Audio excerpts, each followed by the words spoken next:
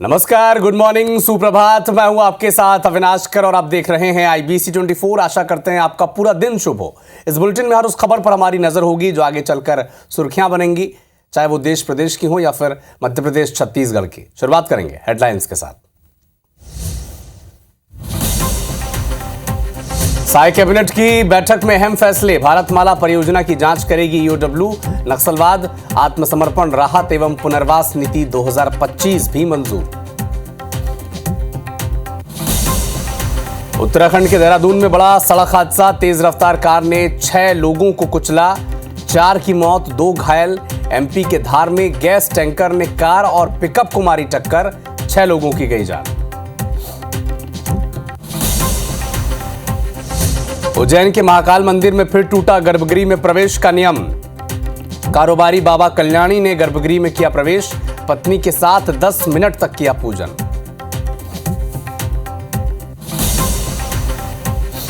Balochistan train hijack मामले में पाकिस्तानी सेना का दावा। रेस्क्यू ऑपरेशन पूरा, मारे गए 33 लड़ाके। बलूच आर्मी ने कहा 154 लोग अब भी बने हैं बंधक।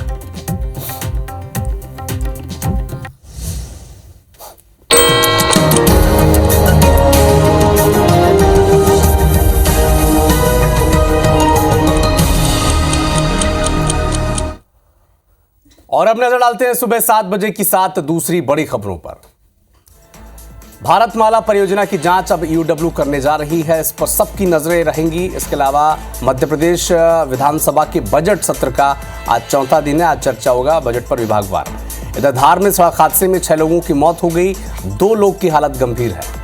जबकि उत्तराखंड के देहरादून में सड़क हादसे में 4 लोगों की जान चली गई और 2 लोग अब भी जिंदगी और मौत के बीच झूल रहे हैं। दिल्ली में वक्फ संशोधन विधेयक के खिलाफ मुस्लिम पर्सनल लॉ बोर्ड का आज प्रदर्शन है, जबकि PM मोदी मॉरिशस दौरे से दिल्ली वापस लौट आए हैं। ट्रेन हाईजैक रेस्क्यू पूरा हो चुका है पाकिस्तान का, 33 लड़ाके मारे गए हैं, पाकिस्तानी सेना के दावे हैं। जबकि इधर बलूचिस्तान का दावा, बलूचिस्तान लिबरेशन आर्मी जो है उसका दावा एक अलग है। शुरुआत इसी खबर से करते हैं। पाकिस्तान के बलूचिस्तान में हाईजैक जाफर एक्सप्रेस ट्रेन को लेकर सस्पेंस लगातार बरकरार है।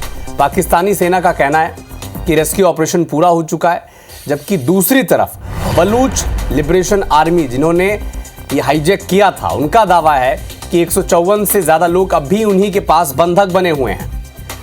पहले बुधवार रात को पाकिस्तानी सेना की तरफ से कहा गया कि सभी बंधकों को बचा लिया गया है और 33 BLA यानी बलूचिस्तान लिबरेशन आर्मी विद्रोहियों को मार डाला गया।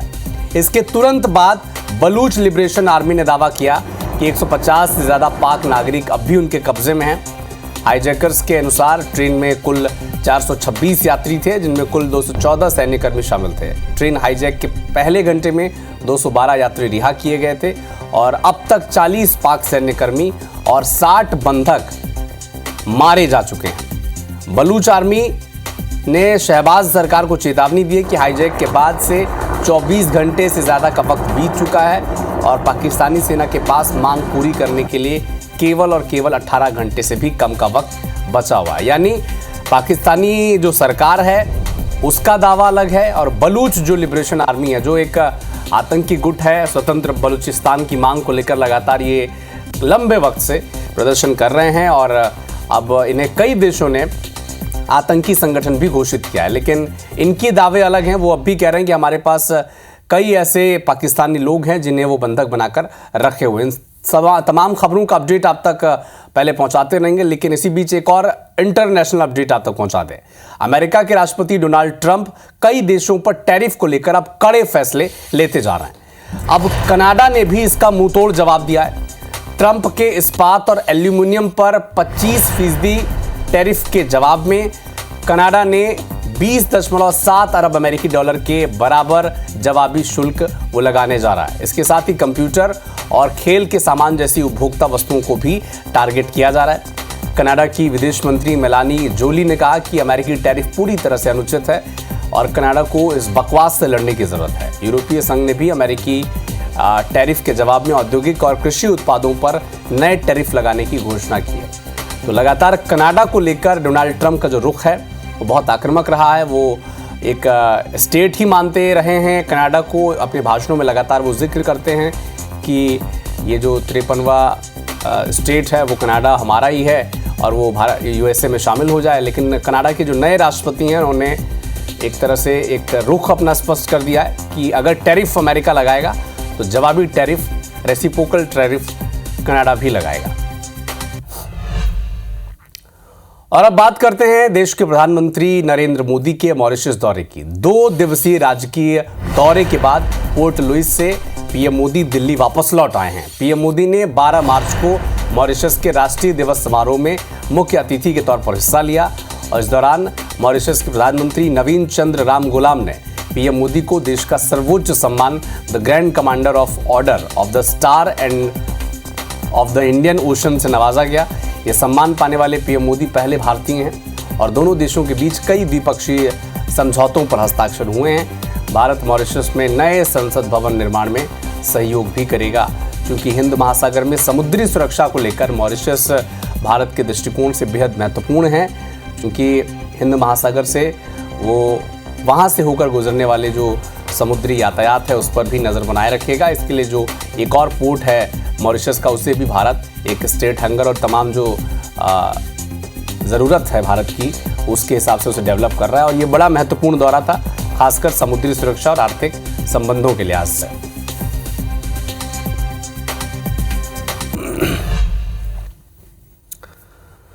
उत्तराखंड के देहरादून में एक बड़ा सड़क हादसा हो गया। तेज रफ्तार कार ने 6 लोगों को कुचल दिया। हादसे में 4 लोगों की मौत हो गई, 2 लोग घायल हैं। ड्राइवर मौके से फरार चल रहा है। राजपुर रोड के साईं मंदिर के पास की घटना है। तेज रफ्तार कार ने 6 लोगों को कुचल दिया, 4 लोगों की मौत हो गई, 2 लोग अब भी घायल हैं।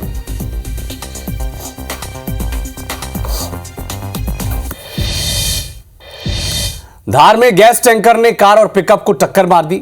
हादसे में 6 लोगों की मौत हो गई और 2 लोग गंभीर रूप से घायल हैं। कार सवार 3 और पिकअप सवार 3 लोगों की जान चली गई।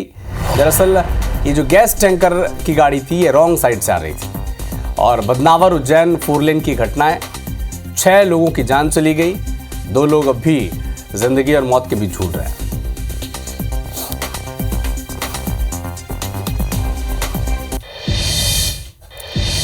दंतेवाड़ा में एक बड़ा सड़क हादसा हो गया। 2 बाइक आपस में भिड़ गए और यहां पर मौके पर ही एक व्यक्ति की मौत हो गई, 3 लोग घायल हैं। घायलों को अस्पताल में पहुंचाया गया है। फांसी थाना क्षेत्र की घटना बताई जा रही है। देखिए कितना भीषण ये एक्सीडेंट हुआ। वहां पर 2 बाइक आपस में टकरा गए, एक व्यक्ति की मौके पर ही मौत हो गई और दोनों बाइक की स्थिति क्या है ये भी आप देखें। दोनों बाइक में कुल मिलाकर 4 लोग सवार थे, 2-2 लोग, और एक व्यक्ति की मौके पर ही मौत हो गई, जबकि 3 लोग जो भी बाइक में सवार थे वो सभी घायल हैं, इलाज जारी है। दंतेवाड़ा की ये खबर इस वक्त देख रहे हैं। टूटी हुई बाइक की स्थिति आप देखें और अंदाज़ा लगाएं कि कितना भीषण ये हादसा हुआ होगा, कितने तेज़ रफ्तार में ये दोनों बाइक थे। किस तरह की टक्कर के बाद दोनों गाड़ियों में उतना ही नुकसान हुआ है और एक व्यक्ति की मौके पर ही मौत हो गई, 3 लोग घायल हैं, स्थिति गंभीर है तीनों की।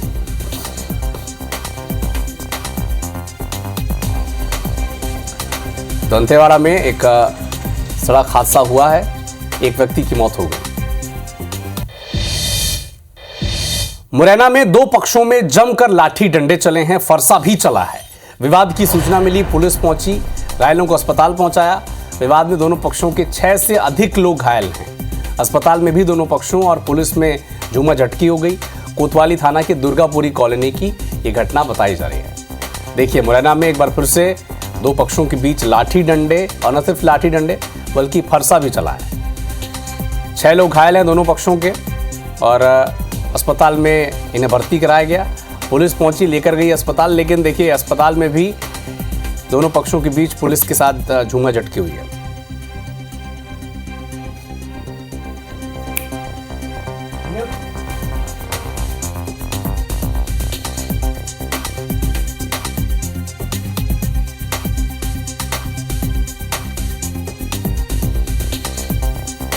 मुरैना में 2 पक्षों में विवाद हुआ और विवाद के बाद लाठी डंडों से मारपीट हुई है, फरसा भी चला। 6 लोग घायल हैं दोनों पक्षों के। देखिए, और ये अस्पताल परिसर में भी देखिए फिर भिड़ गए। पुलिस के सामने ही ये लोग भिड़ गए ये जो गुस्सा था मारपीट की शक्ल में आगे बढ़ता गया।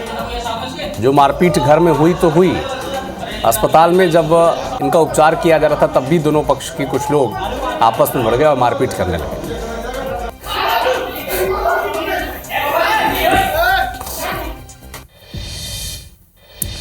बीजापुर के जंगलों से 5 नक्सलियों को गिरफ्तार किया गया है और एक नक्सली पर 1 लाख रुपए का इनाम घोषित था। सभी नक्सली मारुड़ बाका के जंगल से गिरफ्तार हुए हैं। पुलिस कोरबा और सीआरपीएफ की संयुक्त कार्रवाई है। तो एक बड़ा अपडेट आपको बीजापुर से बता दें, 5 नक्सलियों को जंगल से गिरफ्तार किया गया है, जिसमें से एक नक्सली पर 1 लाख रुपए का इनाम था।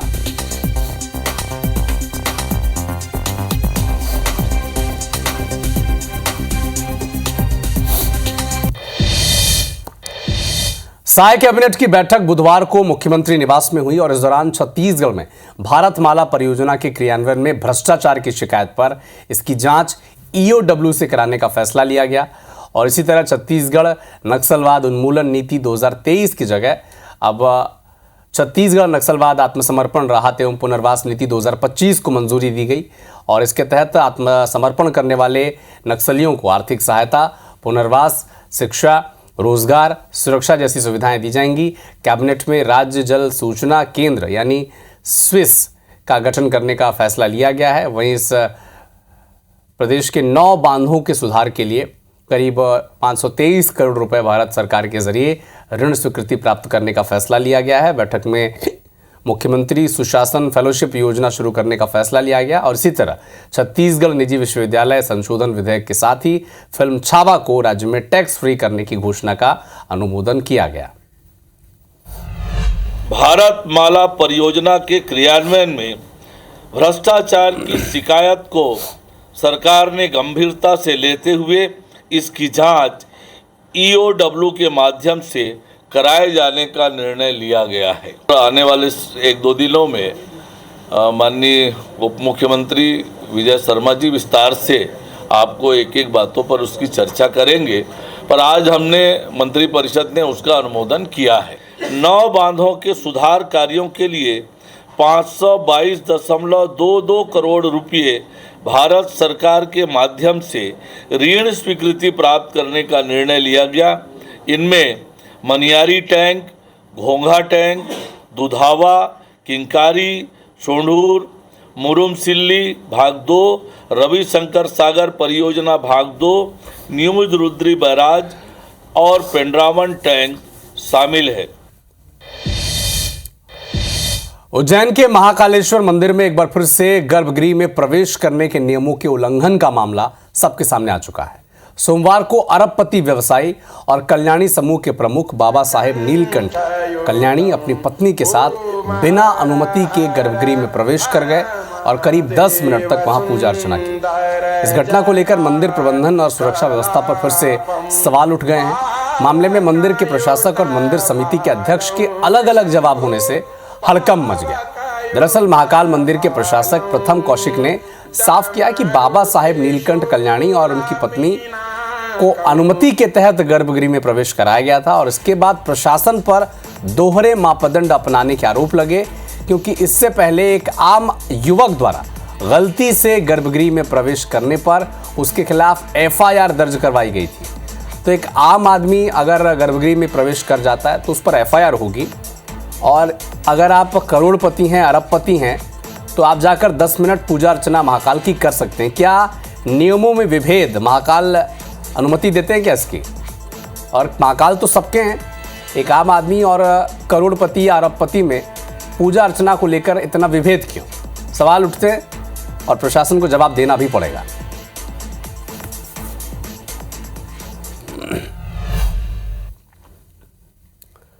उत्तर प्रदेश में होली से पहले तिरपाल से मस्जिद ढांक दिए गए हैं। संभल शाहजहांपुर में हाई अलर्ट पर प्रशासन है। 64 साल बाद होली और रमजान का जुम्मा एक ही दिन है, यानी उत्तर प्रदेश के 12 जिलों में जुम्मे की नमाज का वक्त बदला गया है।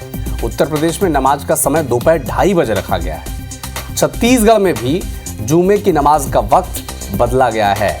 अब देखिए, यूपी के मस्जिदों पे अब तिरपाल चढ़ाई जा रही है ताकि कोई भी अप्रिय स्थिति वहां पर ना बने, क्योंकि ऐसा बहुत वर्षों बाद ऐसा हुआ कि होली का दिन और जुमे की नमाज का जो वक्त है वो एक ही दिन पड़ रहा है।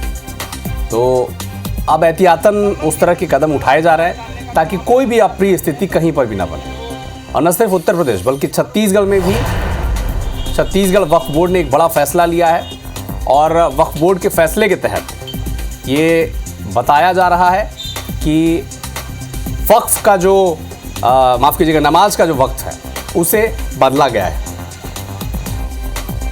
दमोह में गौ हत्या के बाद प्रशासन सख्ती बरत रहा है। नगर पालिका ने कसाई मंडी इलाके के 100 से ज्यादा मकानों मालिकों को नोटिस जारी किया है।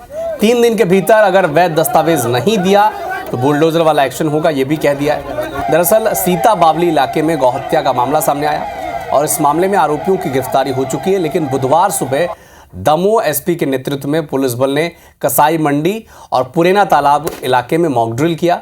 इस दौरान बलवा प्रदर्शन हो गया और प्रदर्शनकारियों पर नियंत्रण करने के लिए पुलिस को आंसू गैस के गोले भी छोड़ने पड़े, हवाई फायरिंग तक करने पड़े।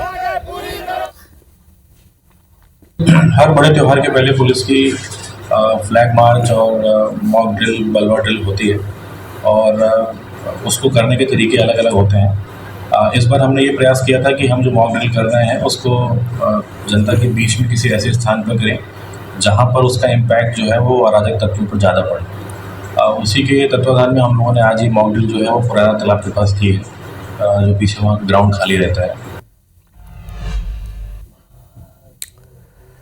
क्रिकेटर्स को ग्राउंड पर आपने क्रिकेट खेलते तो देखा होगा, लेकिन क्या आपने क्रिकेटर्स को शादियों में डांस करते देखा है? मसूरी से एक वीडियो सामने आया है जहां पर भारतीय क्रिकेटर्स डांस कर रहे हैं। ऋषभ पंत की बहन की शादी में MS धोनी ने पत्नी के साथ खूब डांस किया है। हार्डी संधू ने क्रिकेटर्स को खूब नचाया है।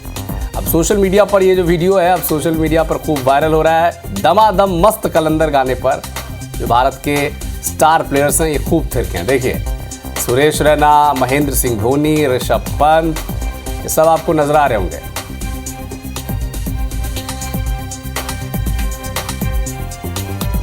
MS धोनी जो अमूमन शांत रहते हैं, कैप्टन कूल इन्हें कहा जाता था, लेकिन ऋषभ पंत की बहन की शादी में इन्होंने खूब डांस किया है।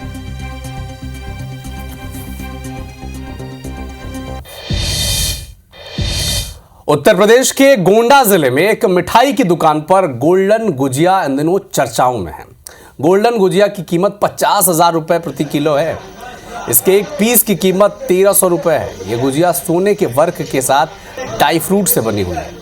अब जिसे देखने के लिए लोग आ रहे हैं, गुजिया को उसी प्रकार से पैक किया जा रहा है जैसे सोने की दुकान पर अंगूठी को पैक किया जाता है। ये देखिए गुजिया 50,000 रुपये किलो, 1,300 रुपये एक पीस। इतनी महंगी गुजिया आपने कभी देखी नहीं होगी। गोंडा की ये गोल्डन गुजिया है। तो होली के मौके पर गुजिया की एक खास अहमियत है। हर एक मिठाई की हर एक त्यौहार के मौके पर एक अलग स्थान उसका होता है, लेकिन गुजिया जो होली पर बेहद ज़रूरी और अहम स्थान रखता है सभी के दिलों में। अब उत्तर प्रदेश के गोंडा में गोल्डन गुजिया सभी के ज़ुबान पर है और इसकी कीमत देखकर आप भी हैरान हो जाएंगे। 50,000 रुपये एक किलो और 1,300 रुपये का एक पीस गुजिया आपको मिलेगा।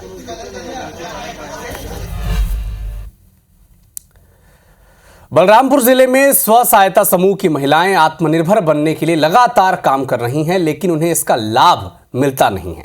जिले के भनोरा गांव में महिलाओं ने इस बार हर्बल गुलाल बनाया था, लेकिन कलेक्ट्रेट के सामने दुकान लगाने के बाद भी 2 दिनों से उनकी बोहनी नहीं हुई है। महिलाओं का कहना है कि अधिकारी कर्मचारी भी हर्बल गुलाल नहीं खरीद रहे हैं। वो किसी भी अधिकारी को हर्बल गुलाल खरीदने के लिए कहती हैं तो वो दूसरी ओर चला जाता है। महिलाओं ने बताया कि इस बार उनकी होली फीकी रहने वाली है। गुलाल बनाए हैं, हर्बल गुलाल है। हम लोग 3 दिन से यहाँ स्टॉल लगाए हैं। हम लोग इतने मेहनत से बना के लाए हैं। सर बोले बनाने के लिए कि जैसे कि आजीविका के लिए हर कोई भी हो गया तो समूह को ही दिया जाता है दीदी लोगों।